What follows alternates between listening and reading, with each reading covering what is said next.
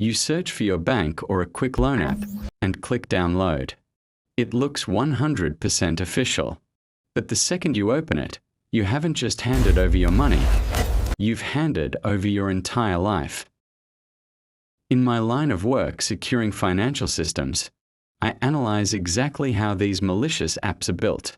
Scammers are creating carbon copies of legitimate banking apps or aggressive instant loan apps that promise quick cash without collateral. They look perfect on the surface, but the trap is hidden in the installation. When you open the app, a pop-up asks for permission to access your contacts, your SMS, and your photo gallery.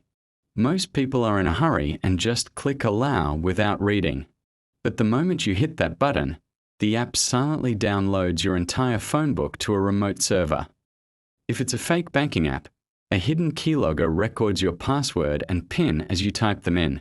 If it's a predatory loan app, they use your stolen contacts for blackmail. If you are even one day late on a repayment, they will message your boss, your family, and your friends, falsely branding you a thief to shame you into paying illegal fees. So, how do you lock your phone down?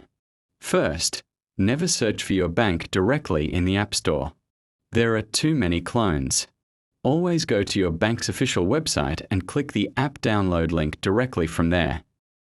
Second, if a basic finance app demands access to your photo gallery or your personal text messages, delete it immediately. A real bank does not need to read your private texts. These developers are getting smarter, and their apps are looking more realistic every single week. Subscribe to Scam Tactics Exposure right now so you can stay one step ahead of them and keep your digital life locked down. Stay safe, and I'll see you in the next one.